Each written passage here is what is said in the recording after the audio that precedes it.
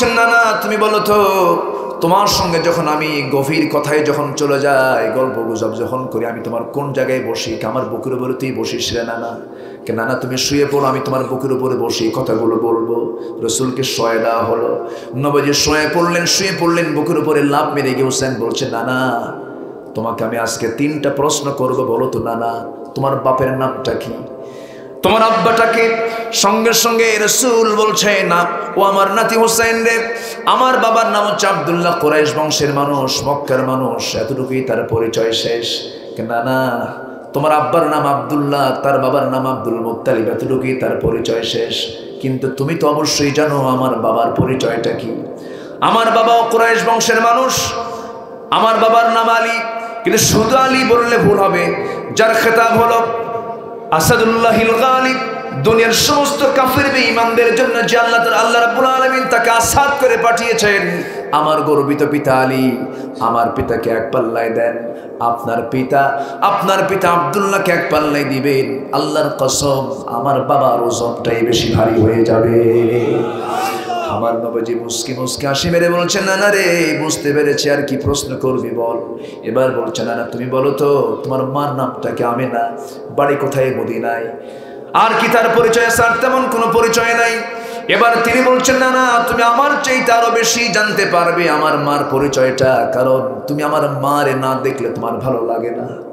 আমার মাটাকে খাতুনে জান্নাত, দুনিয়ার সমস্ত কাফের বেঈমানদের জন্য যাকে আসাদ করে পাঠানো হয়েছে তার গর্বিত স্ত্রী ফাতিমা, আবার সমস্ত জান্নাতের আমরেদের সর্দারিনী খাতুনে জান্নাত মা ফাতিমা। আমার মা ফাতিমাকে এক পাল্লাই দেন, আপনার মা আমিনাকে এক পাল্লাই দেন, আল্লাহর কসম আমার মার ওজনটাই বেশি ভারী হয়ে যাবে। আমার নবীজি হাসে কিন্তু চোখ দিয়ে টপ টপ করে পানি পড়ে। নাতির এমন বিজ্ঞচিত কথাগুলো শুনে আমার নবীজি একদম আশ্চর্য হয়ে যাচ্ছেন। আমার নবীজি এবার বলছেন নানা রে আর কি বলবি বল। এবার বলছেন নানা অনেক প্রশ্ন ছিল আর করবো না, এবার বলো তো নানা তুমি বলো তো তোমার নানার নামটা কি? রাসূল বলছেন আমার নানার নামটা হলো ওহাব জুহরি। বাড়ি তার কোথায়? বাড়ি তার হলো মদিনায়। কি করতেন? ব্যবসা করতেন। ও নানা আর কি কোনো পরিচয় আছে নাকি? না আর এর চাইতে বেশি কিছু নাই। ও নানা তুমি এবার বলো তো তোমার আমার নানার পরিচয়টা কি? আমার নবীর বুকুর উপরে বসে হোসেন প্রশ্ন করছে নানা তুমি বলো তো আমার নানার পরিচয়টা কি? আমার নানার পরিচয়টা কি তুমি তো ভালো করে জানবে, তবে আমি বলছি না আমার নানার পরিচয়টা হলো যে আল্লাহ তাআলা নিজের পরিচয় দিতেনি বলেছেন রব্বুল আলামিন, আর সেই রব্বুল আলামিন আমার নানার পরিচয় দিয়েছেন রাহমাতুল লিল আলামিন। সর্বকালের সর্বযুগের সর্বশ্রেষ্ঠ মহামানব আখিরি জামানার পয়গম্বর জনাবে মুহাম্মদুর রাসূলুল্লাহ সাল্লাল্লাহু আলাইহি সাল্লাম আমার নানাকে এক পাল্লাই দাও নানা, তোমার নানাকে এক পাল্লাই দিয়ে দাও। আল্লাহর কসম আমার নানার ওজনটাই বেশি ভারী হয়ে যাবে। আমার নবীজি আল্লাহ তাআলা যেন আমাদের সবাইকে আমলের নিয়তে শোনার তৌফিক দান করেন। সময় খুবই অল্প, তবে আমলের নিয়তে যদি শোনার ইচ্ছা থাকে তাহলে সময় অনেক আছে। পৃথিবীর সেরা ভাষণ দিয়েছেন মুহাম্মদ সাল্লাল্লাহু يختب في حجة الوداع اتقوا ربكم صلوا خمسكم صوموا شهركم واطيعوا أمراءكم وادوا زكاة أموالكم تدخلوا جنة ربكم أو كما قال عليه الصلاة والسلام। তৌহিদ রিসালাত আখিরাত নিয়ে একটা মানুষের জীবনে যা দরকার সম্পূর্ণ কথাগুলো সংক্ষিপ্ত করে সব তিনি বলে দিয়েছেন।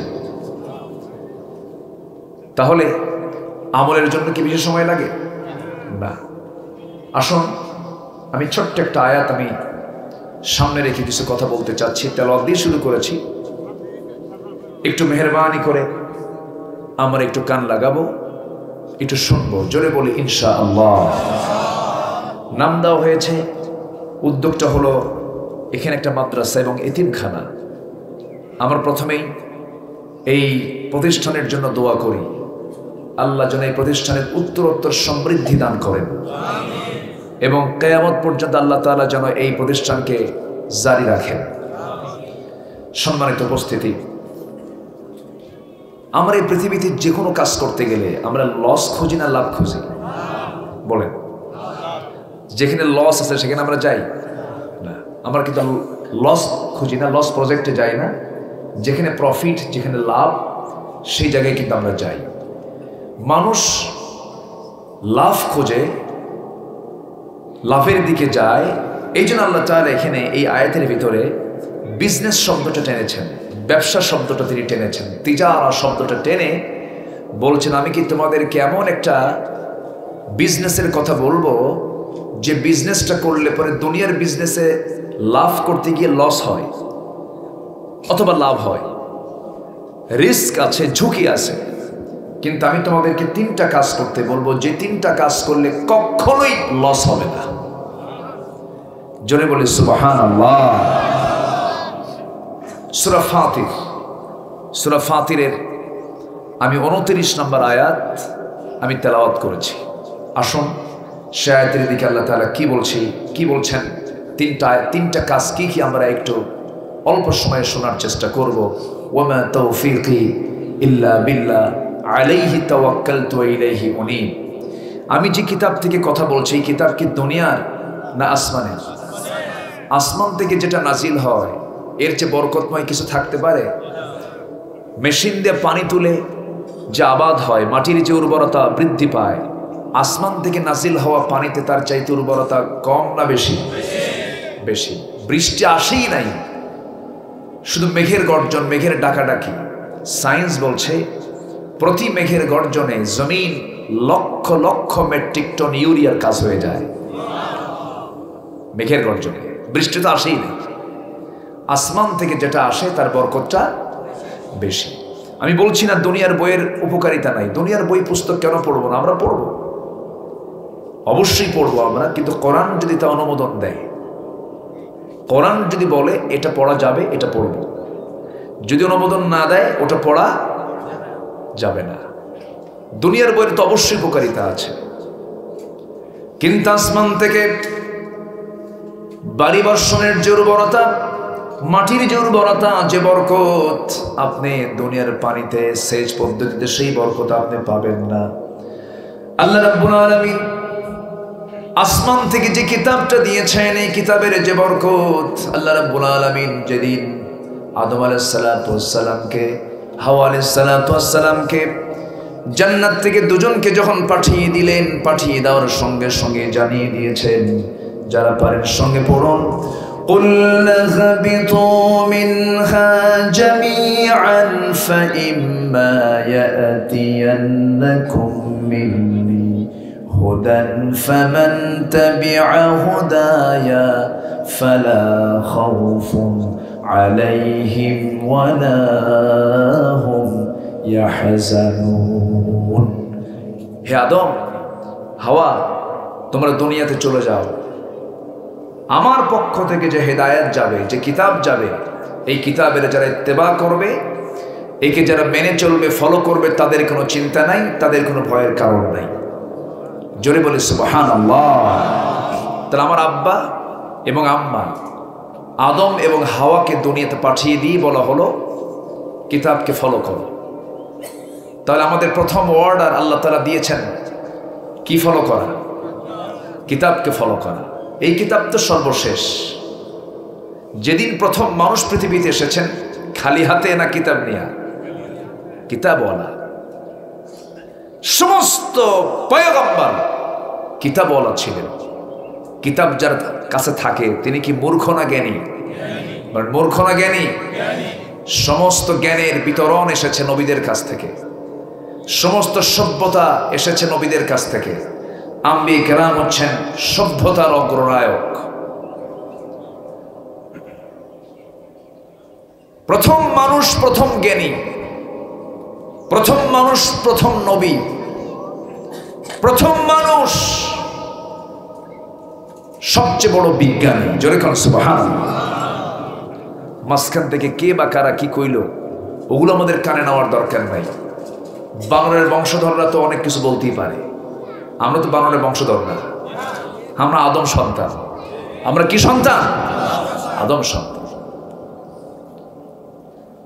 সম্মানিত ভাইয়ের, আবার তফসিরও করছে ডারউইন।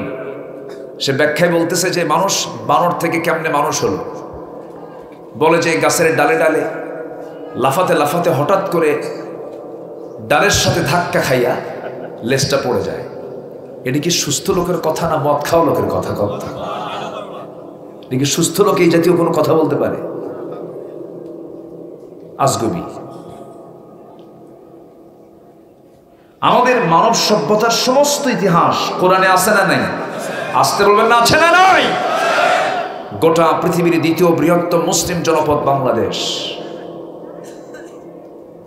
180 কোটি দুনিয়া, 180 কোটি মুসলমানের দুনিয়া, প্রতি 4 জনে একজন মুসলমান। প্রাকৃতিক সম্পদ, খনিজ সম্পদে সমৃদ্ধ মুসলিম দেশগুলো। আজকে মুসলমানরা যদি শুধু তেলটা অফ করে, পৃথিবী অচল। গোটা পৃথিবী আজকে মুসলমানদের নিয়ন্ত্রণে থাকার কথা ছিল, কিন্তু মুসলমান এত কিছু পাওয়ার পরেও সব হারিয়েছে। কেন জানেন? মুসলমান হারার মূল কারণ হলো আমরা কোনটা ছাড়ছি? আসতে বলুন, কোনটা ছাড়ছি? ছেড়ে দিয়েছি। আমরা ডারউইনকে ধরতে চাই, তার মতবাদকে আমরা শিখাতে চাই। কোরআনের চাইতে শ্রেষ্ঠ কিতাব কি পৃথিবীতে আছে? পৃথিবীর সকল কিতাব এই কিতাব দিয়ে যাচাই হবে। যেখানে বিজ্ঞান হেরে যাবে সেখানে কোরআন চলে আসবে। বিজ্ঞান দিয়ে কোরআন যাচাই হবে না, কোরআন দিয়ে বিজ্ঞান যাচাই হবে। রাষ্ট্রের অধীনে ইসলাম থাকবে না, ইসলামের অধীনে রাষ্ট্র থাকবে। সম্মানিত ভাইয়েরা, কিন্তু এই জাতীয় কথা তো অনেকের গায়ে খুব জ্বলে। জ্বলে কিনা বলেন? জ্বলে। কিন্তু জ্বললে কি হবে? আল্লাহ জ্বলার কথাই বলছেন। আল্লাহ রাব্বুল আলামিন বলেন, ইউরিদুনা লিইউতফিউ নূরাল্লাহি বিআফওয়াহিহিম ওয়াল্লাহু মুতিম্মু নূরিহি ওয়ালাউ কারিহাল কাফিরুন। কাফেরদের যে জ্বালাই যন্ত্রণা হোক না কেন, এতে কোনো যায় আসে না। দিন তো কারো বাবার নয়, দিন ইসলাম। এটা কার? ইন্নাদ-দীনা ইনদাল্লাহিল ইসলাম। আল্লাহর মনোনীত দিন হলো ইসলাম। ইসলাম না মানলে মুসলমান হওয়া যাবে না। ব্রাহ্মণের ছেলে ব্রাহ্মণ হতে পারে, খ্রিস্টানের ছেলে খ্রিস্টান হতে পারে, এরপরে বৌদ্ধর ছেলে বৌদ্ধ হতে পারে। বৌদ্ধদের যে গুরু, সবার পক্ষ থেকে সে একা জানলেও হতে পারে। খ্রিস্টানদের যে পাদ্রী, সে একা জানলে আর বাকি খ্রিস্টানদের না জানলেও সমস্যা নাই। হিন্দুদের ব্রাহ্মণ জানলো, সাধারণ হিন্দু না জানলেও কোনো সমস্যা নাই। কিন্তু মুসলমানকে ইসলাম না জানলে পরে মুসলমান কখনো জান্নাতে যেতে পারবে না। মুসলমানকে ইসলাম জানতে হবে। প্রথম হুকুম কিন্তু নামাজ নয়, প্রথম হুকুম কিন্তু রোজা নয়। এই কোরআন যেদিন প্রথম নাজিল হয়, যেই গুহার ভিতরে গারে হেরার মধ্যে আমার নবী ধ্যানমগ্ন ছিলেন, প্রথম ওহী নাজিলের প্রক্রিয়া শুরু হলো নামাজের হুকুম দিয়ে নয়।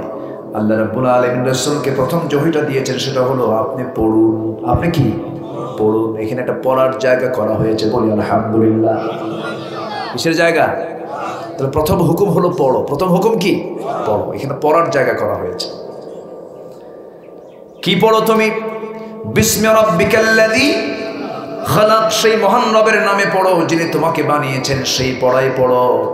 পড়া দু প্রকার, একটা পড়ায় আস্তিক হয়, আল্লাহওয়ালা হয়, আরেকটা পড়ায় ডারউইন হয়। কি হয়? ডারউইন হয়ে যায়। সেই পড়া পড়তে যাও যে পড়া তোমার কাজে লাগবে। শিশুদের স্বচ্ছ হৃদয় আগে কোরআনটা ঢুকায় দিতে হবে। গ্রামের মানুষ রাতের বেলা ভাত খাওয়ার পরে ভাতিলের তলে যে ভাতটা বেঁচে যায়, এটাকে বাসি ভাত বলে। সকালবেলা এটাকে সুন্দর করে সরিষার তেল দিয়া, শুকনা মরিচ দিয়া, পেঁয়াজ রসুন দিয়া ডলে খায়। এলাকায় এই ভাতটাকে কি ভাত বলে? বাসি ভাত। পানি তো নাই, শীত। হ্যাঁ, বাসি ভাত। কিছু কিছু এলাকায় বলে কড়কড়া ভাত, বাসি ভাত। আচ্ছা, এই বাসি ভাতটা আপনি খেলেন, ওই যে আপনি ওই খাবারের মধ্যে ওই বাসি ভাতের ভিতরে যে পেঁয়াজ রসুনটা দিয়েছেন, শুকনা মরিচটা দিয়েছেন, সারাদিন এই খাবার খাওয়ার পরে, সকালবেলা খাওয়ার পরে সারাদিন আপনি পোলাও, কোরমা, বিরিয়ানি, জর্দা যাই খাবেন না কেন, ঢেকুশ উঠবে কোনটার? ওই বাসি ভাতের। কেন উঠবে? কারণ ফাঁকা স্টমাক, এমটি স্টমাক, আপনার ফাঁকা স্টমাকটা আপনার ওই খাবার দিয়েই উদ্বোধন করেছে, এই জন্য ঢেকুশটা বারবার সেটা দিয়ে উঠবে। ঠিক তেমনি আপনার সন্তানকে আমি বলছি না ডাক্তার বানাবেন না, অবশ্যই ডাক্তার হওয়ার প্রয়োজন আছে না নাই? ইঞ্জিনিয়ার হবে, জজ হবে, ব্যারিস্টার হবে, এমপি হবে, মন্ত্রী হবে, সচিব হবে, কিন্তু সমস্ত পদ আপনি নেবেন, কোনো সমস্যা নাই, কিন্তু সবার আগে সৎ হতে হলে আপনাকে আগে নৈতিক শিক্ষার দরকার আছে না নাই? সব শিক্ষা দেওয়ার আগে কোরআনটা শিক্ষা দিয়ে দেন, ওই লোকটা সব জায়গায় সব পজিশনেই থেকে যাবে, কিন্তু সামনে লেখা থাকবে সৎ অফিসার, সৎ ডিসি, সৎ প্রশাসক। আল্লাহু আকবার। তাহলে এই কিতাব মানুষ সৎ নৈতিকতা শেখায়। চরম সংকট পৃথিবীতে এখন, কোনো কিছুর সংকট কিন্তু নেই। এখন মানুষ বিজ্ঞানের চরম উৎকর্ষ সাধনের যুগ পার করছে। আকাশে উড়িয়েছে বিজয়ের কেতন, হিমালয়ের অহংকারী মাথা জয় করে ফেলেছে, সমুদ্রের তলদেশ জয় করে ফেলেছে। সেকেন্ডের ভিতরে সংবাদ আদান প্রদান হচ্ছে। কিন্তু এত উন্নতি হওয়ার পরেও মানুষের নৈতিকতার মান ঊর্ধ্বমুখী না নিম্নমুখী? কেন জানেন? সবচেয়ে বড় সংকট হলো ঐশী শিক্ষার অভাব, আসমানি শিক্ষার অভাব। বস্তুগত শিক্ষা দিয়া কোনোদিন মানুষের নৈতিক চরিত্র ভালো হতে পারে না। এই নরসিংহের সঙ্গে লাগানো গাজীপুর কিছু বৃদ্ধাশ্রম আছে, আমি নিজের চোখে আমি এটা ভিজিট করেছি, দেখেছি। সেখানে কিছু বুড়া মানুষ, কিছু বুড়ি মানুষ সেখানে আছে, মা খালারা সেখানে আছেন, বয়স্কা হয়ে গেছে, চোখে কম দেখেন। একদিন দেখতে গেলাম, দেখি যে এই সমস্ত বুড়া বুড়িরা এখানে যারা আছে তারা সব সাধারণ কোনো পরিবার থেকে আসে নাই, এসেছে বাড়িধারা থেকে, ধানমন্ডি থেকে, গুলশান থেকে। তো আমি প্রশ্ন করলাম, মুরব্বী আপনারা ওই জায়গায় বাড়ি থাকতে এখানে আসছেন কেন? বাবা, ছেলেরা আমাদেরকে দেখার সময় পায় না, মাসে মাসে টাকা পাঠায় আর এখানে থাকি খাই। বুড়ো বয়সে কি সন্তানের কাছ থেকে বাবা কি টাকা নেবে না খেদমত নেবে? আসতে বলে কি নেবে? এখানে কি সংকট বলেন তো? বলেন কিসের? বলেন বলেন কি সংকট বলেন? শিক্ষার অভাব। কি শিক্ষার অভাব?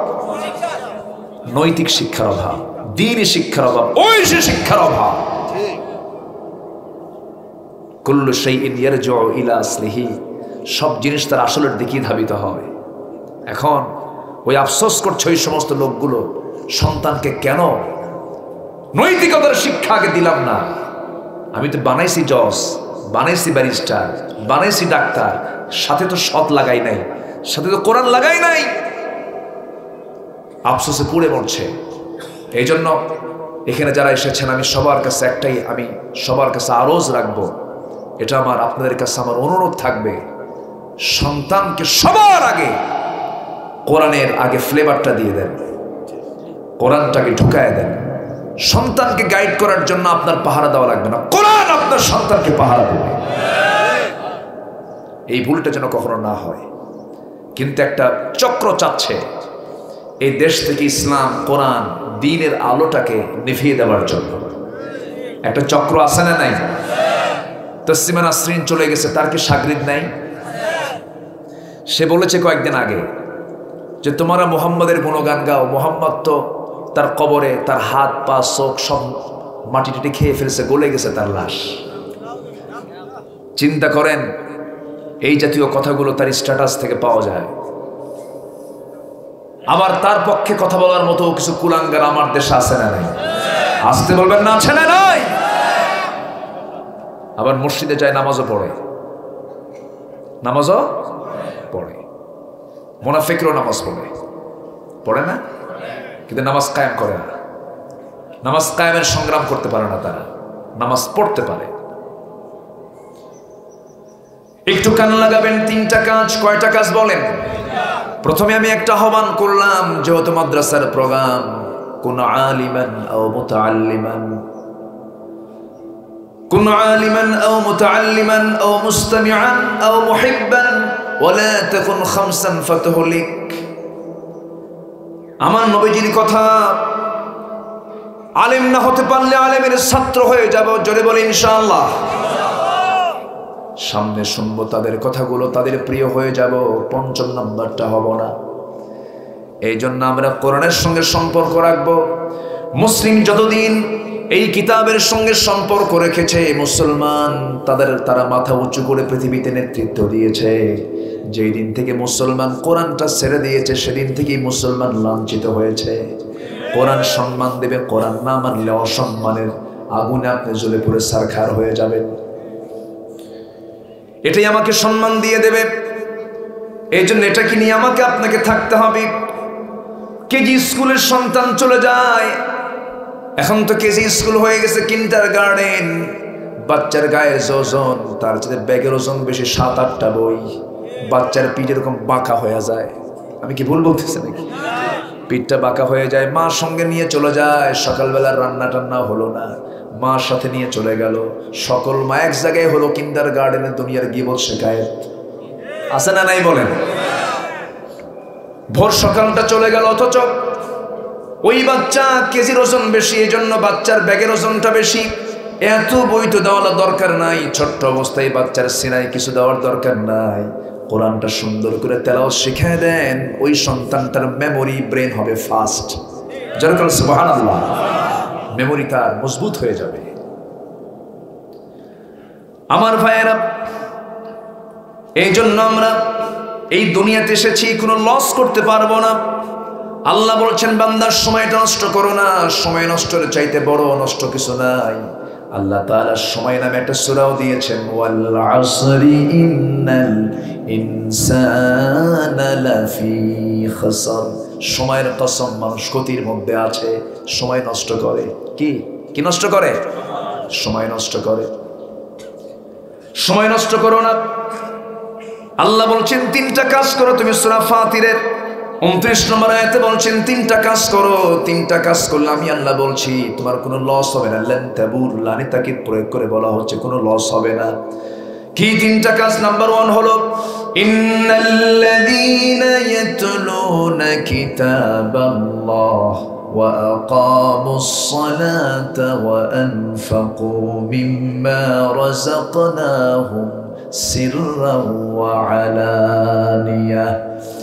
নাম্বার 1 হলো, ইন্না, নিশ্চয়, আল্লাযীনা, যারা, ইয়াতলুনা, তেলাওয়াত করে, কিতাবাল্লাহ, আল্লাহর কিতাব যারা সুন্দর করে তেলাওয়াত করে। নাম্বার 1, এই কোরআন তেলাওয়াত, এই কিতাব তেলাওয়াত করলে পরে লস না লাভ? লস না লাভ? এটা কার কথা? কেমন লাভ দেখেন, কেমন লাভ দেখেন। প্রায় মাহফিলে যখন যাই, ছোট্ট ছোট্ট বাচ্চাগুলোকে আমাদের কাছে নিয়ে এসে বলে, হুজুর, হঠাৎ রাতের বেলা 2টা-3টার দিকে বাচ্চা কি যেন তাকায়, চিৎকার করে করে কান্নাকাটি করে, একটু ফোঁ দিয়ে দেন। কি দিয়ে দেন? ফোঁ দিয়ে দেন। সেই সময় ওই যে ফোঁটা দিয়ে দেন, হুজুররাও চালাক কম না। হুজুররা আস্তে আস্তে বলে, জোরে জোরে বলে না। যদি শোনে তাহলে তারা আমার কাছে আসবে না। আমি তো জোরে জোরেই বলে দেই, কিন্তু আস্তে বলার কারণটা কি জানেন? কোরআন তো শুধু আল্লাহ তাআলা নামাজের জন্য দেন, চিকিৎসার জন্য দিয়েছেন। সুবহানাল্লাহ বলেন। বাচ্চার কান্না বন্ধ হয়ে যাবে, বদনজরটাও ঠিক থেকে যাবে। বদনজর থাকবে না, কোনো জাদুটোনা থাকবে না, কোনো কুমন্ত্রণা থাকবে না, শয়তানি কোনো ওয়াসওয়াসা আসবে না। আমার নবীজির জীবনেও এমন বড় বিপদ এসেছিল, সূরা ফালাক নাসের যারা তাফসীর পড়েছেন, আমার নবীকে জাদু করা হয়েছিল, জাদুটোনা করা হয়েছিল। আমার নবীজির মাথার চুল, লম্বা চুল নিয়ে 11টা গিরা দিয়া পাহাড়ের পাদদেশে পাথরের নিচে চাপা রেখেছিল। নবীজি শুকায় শুকায় যান, অসুস্থ হয়ে যান, জানা জিনিস ভুলে যান। কি হলো? আল্লাহর পক্ষ থেকে আয়াত নাযিল হয়ে গেল, 5টা আয়াত 6টা আয়াত ফালাক নাসের 5 এবং 6 এই 11টা আয়াত যদি কোনো বান্দা পড়ে যদি ফু দিয়ে দেয়, পানিতে দম করে ফু দিয়ে দেয়, বড় বড় জটিল রোগ থেকে আল্লাহ তাআলা তাকে হেফাজত করেন। জয় বলি সুবহানাল্লাহ। লস না লাভ? আসতে কয় লস না লাভ? ফালাক নাস সবারই তো মুখস্থ আসতে প্রায়। এই জন্য হুজুরদের কাছে যখন যায় তখন হুজুররা আস্তে আস্তে কয়, কারণ জোরে বললে তো এটা তো আমরাও জানি হুজুর কি ফু দিলেন, কাঁদতে হবে না। আমার ভাইয়েরা, এই পৃথিবীর যত রোগ আছে, যত অসুখ আছে, অনুনাজ্জিলু মিনাল কুরআনি মা হুয়া শিফাউ ওয়া রাহমাহ, এই পৃথিবীর যত রোগ আছে, যত অসুখ আছে, সমস্ত অসুখের জন্য আল্লাহ রাব্বুল আলামিন কোরআনটা দিয়েছেন, শিফা করে রহমত করে দিয়েছেন। যদি কোনো বান্দা যে কোনো রোগের জন্য যদি ইখলাসের সাথে সূরা ফাতিহা পড়ে যদি সুন্দর করে দম করে পানিতে ফু দিয়ে পানি পান করতে পারে, আল্লাহ তাআলা মৃত্যু রোগ ছাড়া সমস্ত রোগের ঔষধ সূরা ফাতিহার মধ্যে লিখে দিয়েছেন। জোরে বলি সুবহানাল্লাহ। সেই বান্দা আজকে কোরআন পড়ে না, কোরআনটা পড়ার চেষ্টা করে না। আমার বন্ধুগণ, আমার নবীজি হাশরের ময়দানে তিনি মামলা দিবেন কিছু বান্দার বিরুদ্ধে। কোন বান্দার বিরুদ্ধে মামলা দিবেন? ইন্না কওম ইত্তাখাযু হাযাল কুরআনা মাহজুরা, এই কিতাবকে যারা পরিত্যক্ত করে রেখেছে, এই কিতাবের যারা ব্যবহার করে নাই, এদের বিরুদ্ধে মামলা আছে না নাই? আসতে বলবেন না, মামলা আছে না নাই? মামলা হয়ে যাবে সেই দিন। এই জন্য নাম্বার 1 হলো আমরা কোরআনটা সুন্দর করে তেলাওয়াত করব। জোরে বলি ইনশাআল্লাহ, আরো জোরে বলি ইনশাআল্লাহ। আল্লাহ কবুল করুন, আল্লাহ কবুল করুন। বাচ্চাদেরকে আমরা হাফেজ বানাবো, বাচ্চাদেরকে আমরা আলেম বানাবো। কি কষ্ট পাচ্ছেন নাকি আপনারা? কষ্ট পাচ্ছেন? সন্তান যদি আপনি বড় হয়ে যদি আপনার নামে দোয়াই না করতে পারে, আপনার যদি খেদমত না করতে পারে, লাভ কি? লাভটা কি? সন্তান দোয়া করবে, আপনার জীবনের গুনাহ মাফ হয়ে যাবে। জোরে বলে সুবহানাল্লাহ। সন্তান চোখের পানি ফেলে ফেলে কাঁদবে, আপনি কবরে শুয়ে শুয়ে সবগুলো পাবেন। আমার বুঝে আসে না, কত স্বপ্ন। কে বলেছে আমেরিকা স্বপ্নের দেশ? কে বলেছে ইউরোপ স্বপ্নের দেশ? পৃথিবীতে সবচাইতে বেশি মানসিক রোগী হলো আমেরিকায়। পাগলা বেশি, সুখ নাই, শান্তি নাই। সম্মানিত ভাইরা, আজকে সন্তানদেরকে এই কোরআন না শিক্ষা দিয়া, নবীজির সিরাত না শিখিয়ে আজকে বাচ্চাদেরকে কি শেখানো হচ্ছে? আমার পূর্বের আমার স্নেহধন্য রেদওয়ান কিছু কথা বলে গেছে, আমি ওইদিকে টান দিচ্ছি না। দাদার হাতে কলম ছিল, ছুঁড়ে মেরেছে। কি এটা কোনো কথা? আগডুম বাগডুম, ঘোড়ার ডিম, এগুলো অদ্ভুত, যেগুলোর মধ্যে চুল পরিমাণ কোনো শিক্ষা নাই। ওই শিক্ষার পেছনে আমরাও নাই, ঠিক কিনা? আমরা নাই। আজান দিচ্ছে, সমস্যা নাই, আমরা এখানে নামাজ একটু বিলম্বে যদি পড়ি অসুবিধা হবে? অসুবিধা হবে? আমরা একসঙ্গে এখানে নামাজ পড়ি, রাজি আছি না ইনশাআল্লাহ? বাস, নামাজের কোনো টেনশন আমি রাখলাম না। আমরা যত সময় নামাজে দাঁড়িয়ে যাব। বসুন। আপনি যদি উঠে যান তাহলে ফুল বাগানের ফুল যদি কমে যায়, ফুল বাগান কি সৌন্দর্য বাড়ে না কমে? কমে যায়। বসবেন, আপনি একা উঠবেন, বাস সেখানে একটা ফুল কমে গেল, সৌন্দর্য নষ্ট হয়ে গেল। আপনি বসেন, কেউ যাবেন না। সম্মানিত ভাইয়েরা, তাহলে 1 নাম্বার যে কাজটা করলে কোনো লস নাই, সেটা হচ্ছে আল্লাহর কালামকে আমরা তেলাওয়াত করব। জোরে বলি ইনশাআল্লাহ। বাচ্চাদেরকে শেখাবো। জোরে বলি ইনশাআল্লাহ। সম্মানিত ভাইয়েরা, আমার নবীজির সিরাতগুলো আজকে বাচ্চারা জানে না। নবীজি শিশুপ্রিয় নবী ছিলেন, বাচ্চাদের সঙ্গে কথা বলেছেন। আমার নবীর মসজিদ ছিল শিশু দিয়ে ভরা। আলহামদুলিল্লাহ বলেন। নবীর মসজিদ কি ছিল? শিশু দিয়ে ভরা। সব সাহাবীরা বাচ্চাগুলো নিয়ে মসজিদে চলে আসতেন। আমার নবীজি হোসেনকে নিয়ে বসতেন। জুমার খুতবা চলে। কিসের খুতবা? জুমার খুতবা দিচ্ছেন আমার নবীজি।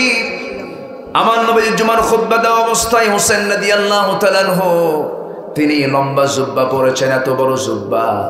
মানুষ হলো 4 ফিট, জুব্বা হয়েছে 5 ফিট। কত এমন একটা জুব্বাতে বাচ্চারা তো এগুলোই করে।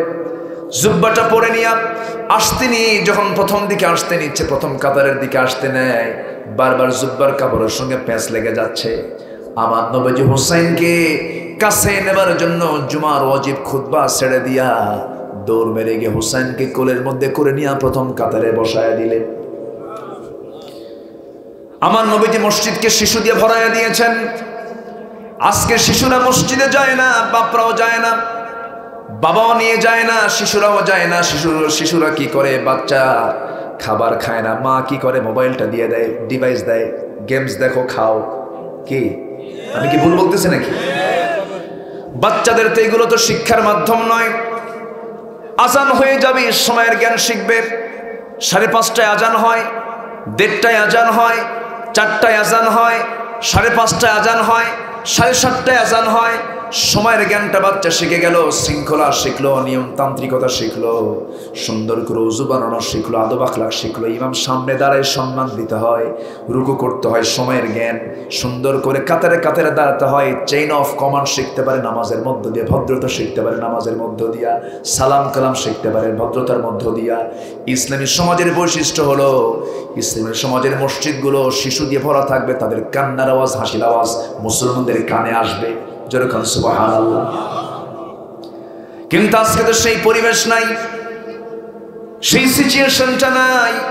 আমার নবীজি একদিন হুসাইনকে নিয়ে মসজিদের ভিতরে বসে আছেন, মসজিদ নববীর ভিতরে বসে হুসাইনকে নিয়ে গল্প করছেন। না না, কেমন আছো, কি খেয়েছো? তুমি গল্প করতে করতেই বাবে জিবরিল, যারা হজে গেছেন মদিনা মসজিদ নববী যারা দেখেছেন, বাবে জিবরিল নামে একটা দরজা আছে, বাবে জিবরিল দিয়ে আমার নবীর সামনে এসে হাঁটু গেড়ে দিয়া জিবরিল আমিন আলাইহিস সালাতু ওয়াস সালাম বসে আছেন। আমার নবীর কোলে হুসাইন বসা। রাসূল বলছেন, না না, দেখো তো আমার সামনে কে এসে বসলো, তুমি তাকে চিনো নাকি? না না, এই লোকটা মাঝে মাঝে আপনার কাছে আসে, কিন্তু আমার কাছে কেমন যেন মনে হয়। কোন সাহাবী এত টিপটপ নয়, এত পরিচ্ছন্ন পরিষ্কার, মাথার চুল থেকে শুরু করে পা পর্যন্ত সবই ঠিক আছে। আব্বা সবই ঠিক আছে না না, কিন্তু না না, আমার একটা প্রশ্ন, কি কোন সাহাবী আপনার কাছে আসলে পরে কেউ খালি হাতে আসে না, কিন্তু এই লোকটা মাঝে মাঝে আপনার কাছে এসে অল্প সময়ে চলে যায়, কিন্তু খালি হাতে আসে, একটু কৃপণ সাইজের লোক। কি কথা কি বুঝতেছেন? আমার নবীজি মুস্কি মুস্কি হাসি মারলেন, কিচ্ছু বলছেন না। জিবরাইল ওহির কার্যক্রম নিয়ে এসেছেন, নবীজি ছোট্ট বাচ্চাকে নিয়ে গল্প করছেন, কারণ শিশুদের সঙ্গে সময় দেওয়ার দরকার আছে না নাই? আসতে বলবেন না, আছে না নাই? সন্তান কেন কথা শুনবে না? কারণ সন্তানদের জন্য সবচেয়ে বড় শিক্ষার কোল হলো মার কোল, বাবার কোল। আমার ভাইয়েরা, আমার নবীজি এই কথা শোনার সঙ্গে সঙ্গে চোখের ভাষায় জিবরাইলকে বলছেন, জিবরাইল, আজকে তুমি বড় মুসিবতে পড়ে গেছো, আমার নাতির কবলে পড়ছে, আমারই 12টা বাজায় কি হবে আল্লাহ জানে। এবার আল্লাহ বলছেন, জিবরাইল, আমার প্রিয় দোস্তের প্রিয় নাতি হোসেন যখন শখ করে ফেলেছে, তোমার পকেট থেকে কিছু খসায়া ছাড়বে, তুমি পকেটের মধ্যে হাত দিয়ে দেখো, তোমার পকেটের মধ্যে জান্নাতের আঙ্গুরের ছড়া ঢুকানো হয়েছে। আঙ্গুরের ছড়াটা আস্তে করে বের করলেন, নবীর সামনে ঝুলায় রাখলেন। রাসূল বলছেন, ও নানা হোসেন, কে বলেছে তোমার কৃপণ সাহাবী, দেখো তোমার জন্য টসটস আঙ্গুরের দেখো ছড়া নিয়ে আসছে। হোসেন বলছে, না না, এতক্ষণ ভাবছিলাম সাধারণ কৃপণ, এখন দেখি মারাত্মক কৃপণ। কেন? পকেট আঙ্গুর তুই আঙ্গুর বের করে না। সুবহানাল্লাহ বলবেন না? বিশ্বনবী নাতির কাছে নানা, মসজিদে গেলে মুসল্লির ইমাম, যুদ্ধে গেলে যুদ্ধের নেতার সেনাপতি, আবার স্ত্রীর সামনে দাঁড়িয়েছেন, স্বামী হয়ে গেছেন, শ্রমিকদের সামনে শ্রমিক নেতা, এতিমদের সামনে এতিমদের লিডার। এমন কোনো দিক নাই, এমন কোনো সাইড নাই যে আল্লাহ তাআলা রাসূলের মধ্যে কোনো কিছু গ্যাপ রেখেছেন। আল্লাহ বলছেন, শোনো, তোমাদের চরিত্র সুন্দর করার জন্য কোথাও যাওয়া লাগবে না, সব নেতা ছাড়ো, নবীকে ধরো। ঠিক কিনা? নবীকে ধরো। আজকে আমার দেশে নেতা বেশি না কর্মী বেশি? সব নেতা, কোনো কর্মী নেই। এই জন্য সব নেতা মঞ্চে ওঠে, মঞ্চ ভেঙে শেষ।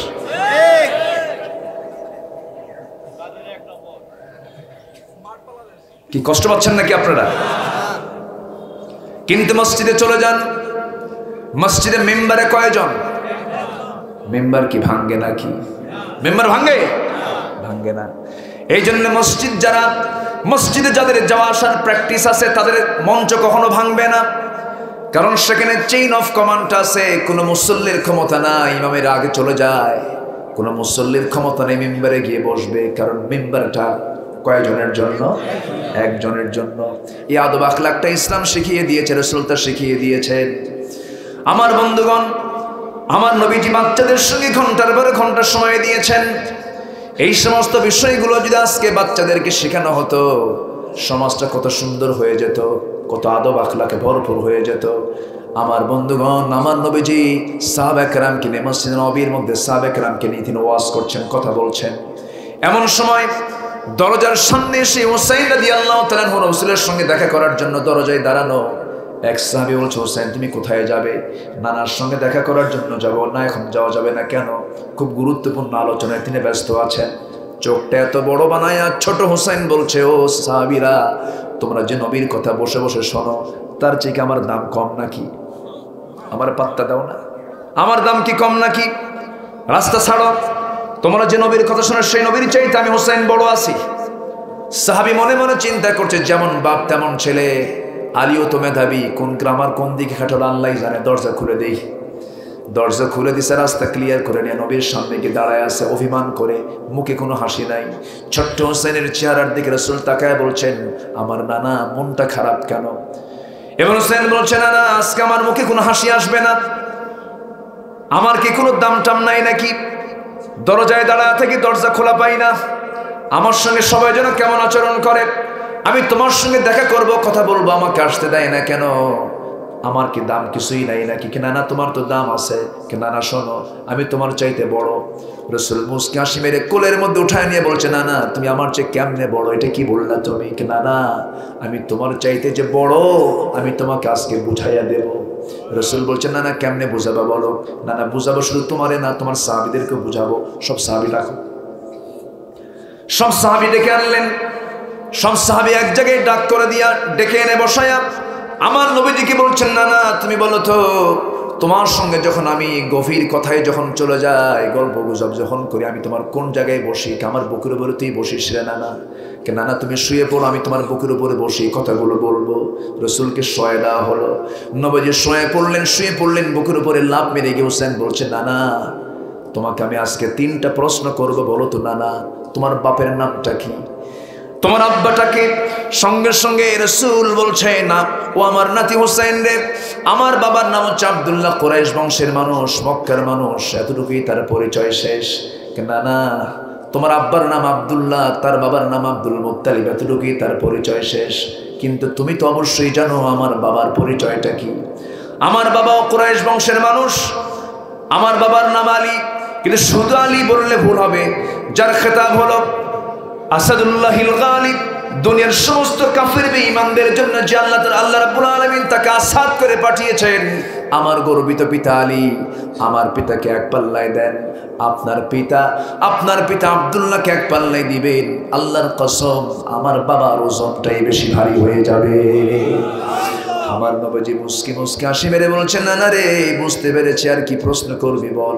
এবার বলছে, নানা তুমি বলো তো তোমার মার নামটা কি? আমেনা, বাড়ি কোথায়? মদিনায়। আর কি তার পরিচয়? স্যার তেমন কোনো পরিচয় নাই।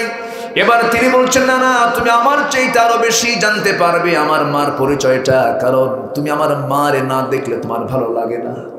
আমার মাটাকে খাতুনে জান্নাত, দুনিয়ার সমস্ত কাফের বেঈমানদের জন্য যাকে আসাদ করে পাঠানো হয়েছে তার গর্বিত স্ত্রী ফাতিমা, আবার সমস্ত জান্নাতের আমরেদের সর্দারিনী খাতুনে জান্নাত মা ফাতিমা। আমার মা ফাতিমাকে এক পাল্লাই দেন, আপনার মা আমিনাকে এক পাল্লাই দেন, আল্লাহর কসম আমার মার ওজনটাই বেশি ভারী হয়ে যাবে। আমার নবীজি হাসে, কিন্তু চোখ দিয়ে টপ টপ করে পানি পড়ে। নাতির এমন বিজ্ঞচিত কথাগুলো শুনে আমার নবীজি একদম আশ্চর্য হয়ে যাচ্ছেন। আমার নবী যেবার বলছেন, নানা রে আর কি বলবি বল। এবার বলছেন, নানা অনেক প্রশ্ন ছিল আর করবো না, এবার বলো তো নানা, তুমি বলো তো তোমার নানার নামটা কি? রাসূল বলছেন, আমার নানার নামটা হলো ওহাব জোহরি। বাড়ি তার কোথায়? বাড়ি তার হলো মদিনায়। কি করতেন? ব্যবসা করতেন। ও নানা আর কি কোনো পরিচয় আছে নাকি? না, আর এর চাইতে বেশি কিছু নাই। ও নানা তুমি এবার বলো তো তোমার আমার নানার পরিচয়টা কি? আমার নবীর বুকুর উপরে বসে হোসেন প্রশ্ন করছে, নানা তুমি বলো তো আমার নানার পরিচয়টা কি? আমার নানার পরিচয়টা কি তুমি তো ভালো করে জানবে, তবে আমি বলছি না, আমার নানার পরিচয়টা হলো যে আল্লাহ তাআলা নিজের পরিচয় দিতে নিয়ে বলেছেন রব্বুল আলামিন, আর সেই রব্বুল আলামিন আমার নানার পরিচয় দিয়েছেন রাহমাতুল লিল আলামিন। সর্বকালের সর্বযুগের সর্বশ্রেষ্ঠ মহামানব আখিরি জামানার পয়গম্বর জনাবে মুহাম্মদুর রাসূলুল্লাহ সাল্লাল্লাহু আলাইহি সাল্লাম আমার নানাকে এক পাল্লায় দাও, নানা তোমার নানাকে এক পাল্লায় দিয়ে দাও, আল্লাহর কসম আমার নানার ওজনটাই বেশি ভারী হয়ে যাবে। আমার নবীজি এবার হোসেনকে কোলের মধ্যে নিয়ে ভালো করে জড়ায়া ধরায়া কপালে চুম্বন করলেন, গ্রীবায় চুম্বন করলেন, গণ্ডদেশে চুম্বন করলেন, মাথা থেকে পা পর্যন্ত চুমোতে চুমোতে ভরায়া ফেললেন, ঠোঁটের মধ্যে ঠোঁট ঢুকায়া চুমা খাচ্ছেন আর বলছেন নানা রে, আজকে আমি নবী হওয়ার পরও যুক্তির দিক থেকে আমি তোর কাছে হেরে গেলাম। যেরকম সুবহানাল্লাহ। আমার ভাইয়েরা, আদর্শ সমাজ বিনির্মাণে, পরিবার বিনির্মাণে, সমাজ বিনির্মাণে, রাষ্ট্র বিনির্মাণে কোন নেতৃত্ব আর মানব না আমরা, নেতৃত্ব মানব একজনের, তিনি হচ্ছেন মুহাম্মদ সাল্লাল্লাহু। নারে তাকবীর, নারে তাকবীর, আল্লাহু আকবার। আমার নেতা তোমার নেতা বিশ্বনবী মুস্তাফা, বিশ্বনবী মুস্তাফা আমার নেতা তোমার নেতা, নারে তাকবীর। সম্মানিত হাজিরিন, দুনিয়াতে আসছি, যে কোনো মুহূর্তে আমি দুনিয়া থেকে বিদায় হতে পারি না? আমাকে প্রস্তুতি নেওয়ার দরকার আছে না নাই? আছে। এই জন্য কোনো কাজে লস প্রজেক্টে যাওয়া যাবে না। এক নম্বর হলো আমরা কোরআনটাকে সুন্দর করে তেলাওয়াত করব, পরিবারের তেলাওয়াতের পরিবেশ রাখবো, শান্তি হবে, আল্লাহ কবুল করুন। নাম্বার 2, ওয়াকামুস সালাহ, যারা নামাজ কায়েম করবে, যারা কি করবে? নামাজ কায়েম করবে। নড়াচড়া হচ্ছে কি? আমি কি শেষ করে দেবো নাকি? সময় তো আছে, এখন সময় আছে না? কষ্ট হচ্ছে আপনাদের? আমার ভাইজান তো কাদির ভাইয়ের ভাই মনে হয় না? জি আলহামদুলিল্লাহ। এত সুন্দর মানুষ আপনারা, আমি খুবই খুশি। অনেক ভিতরে তো, শিবপুর থেকে ভিতরে না, তো ভিতরে, কিন্তু এই ভিতরেও আপনারা এসে হাজির হয়ে গেছেন কোরআন শোনার জন্য, আলহামদুলিল্লাহ। ব্যস্তময় জীবন্ত দিনের বেলা মানুষের কত অফিস থাকে, কাজ থাকে, সব কাজ ফেলে দিয়া অফিস ডে, তাও আজকে আছে কি বার? বুধবার, অফিস ডে, তো কত কর্ম আছে, সব কাজ ফেলে আপনারা চলে আসছেন মাহফিলে কোরআন শোনার জন্য। আল্লাহ তুমি বরকত দিয়ে ধন্য করো আমাদের। জোরে বলি আল্লাহুম্মা আমিন, জোরে বলি আল্লাহুম্মা আমিন। সম্মানিত ভাইরা, নাম্বার 2 হচ্ছে ওয়াকামুস সালাহ, যারা নামাজ কায়েম করবে। যারা কি করবে?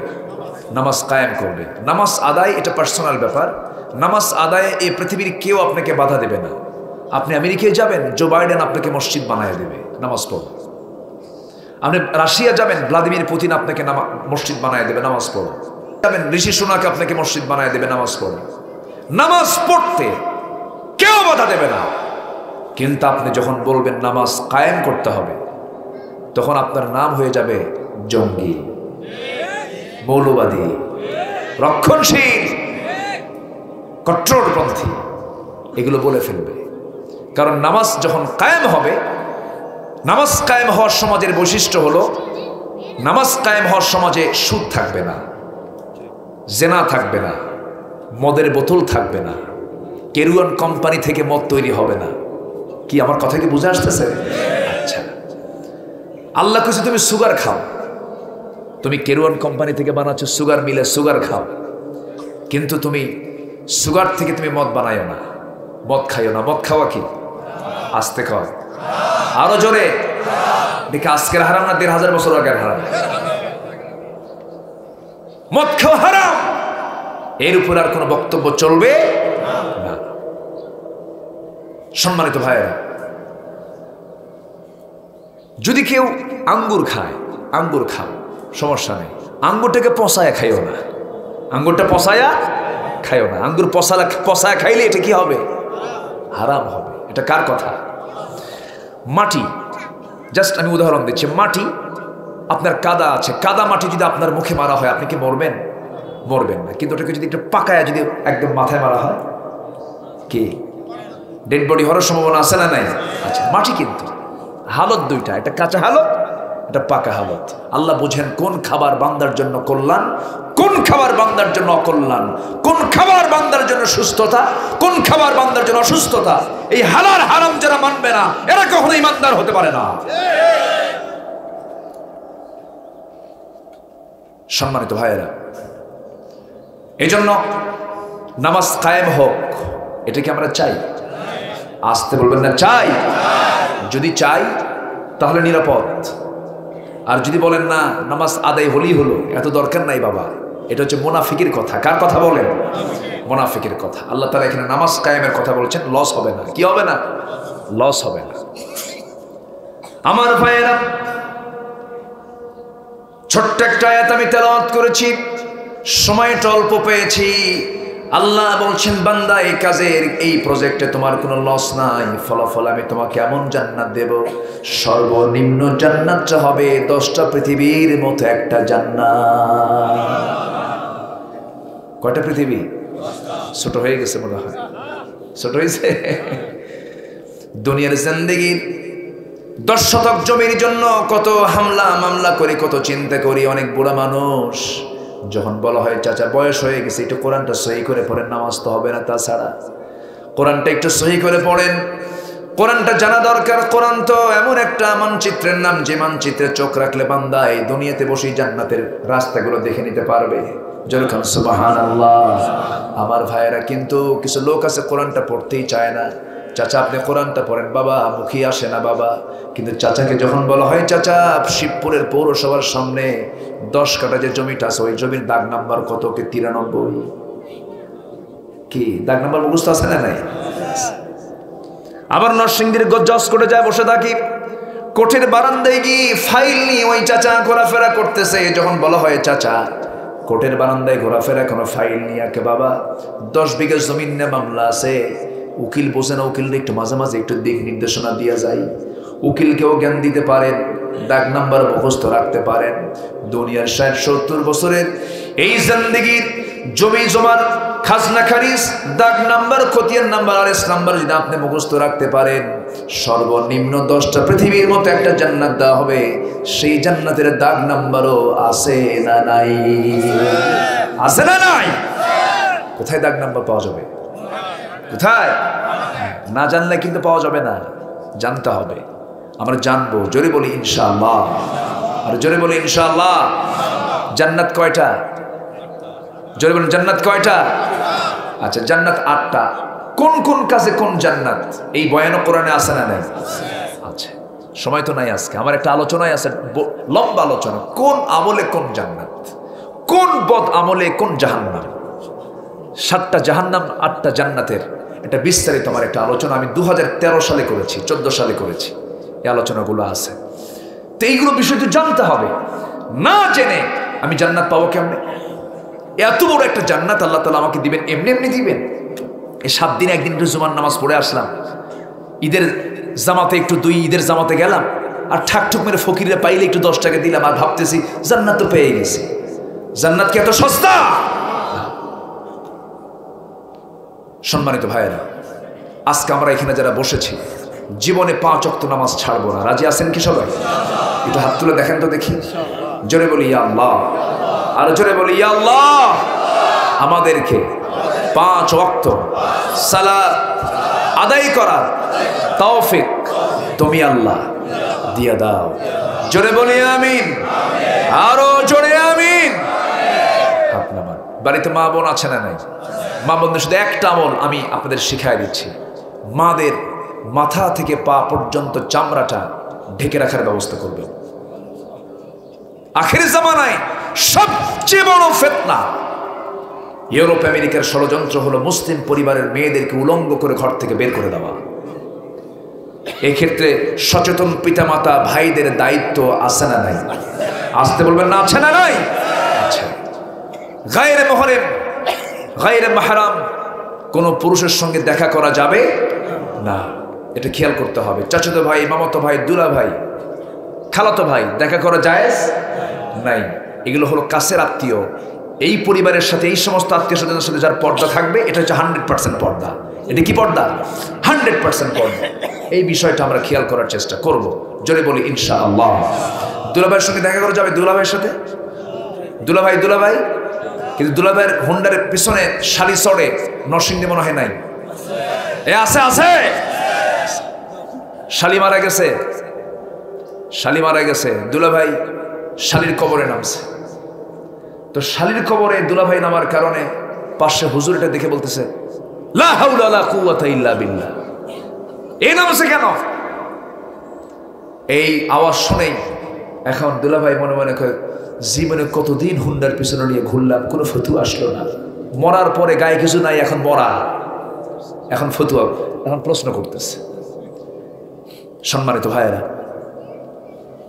এই সমস্ত নিকটবর্তী আত্মীয় স্বজন তাদের সঙ্গে পর্দার বিষয়টা অতীব অতীব জরুরি।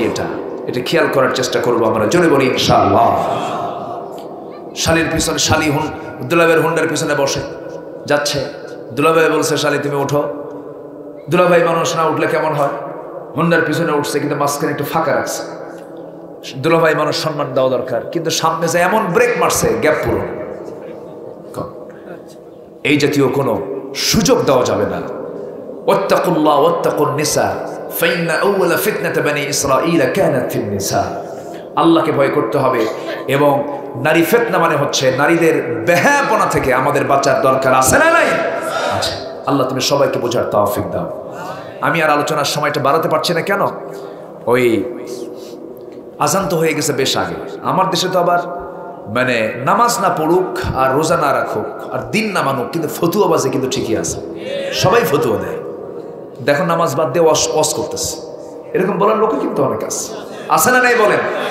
আমরা ফিতনাকে এড়িয়ে যাব। আমার আলোচনা শেষ হয়ে গেছে, আমরা দোয়া করব ইনশাআল্লাহ। আমরা বড় একটা বিষয়, সেটা হচ্ছে হ্যাঁ একটু সময় পেলে ভালো হতো, তাই না? আল্লাহ, আপনাদের এখানে কথা এখানে চলে আসছে, তো আপনাদের বলেই ফেলছেন। এখানে লিখছে অনুগ্রহ করে আগামী বছরের দাওয়াতটা গ্রহণ করার অনুরোধ রাখছি। আমি কি আসবো? আবার আসবো? আসতে হবে?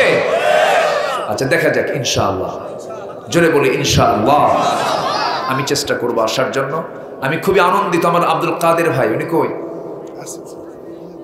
আব্দুল কাদের ভাই অত্যন্ত বিনয়ী মানুষ, আলহামদুলিল্লাহ। উনি বসে আছেন সামনে। আসলে কিন্তু উনি চালাক মানুষ। সামনে বসে আছে কেন জানেন?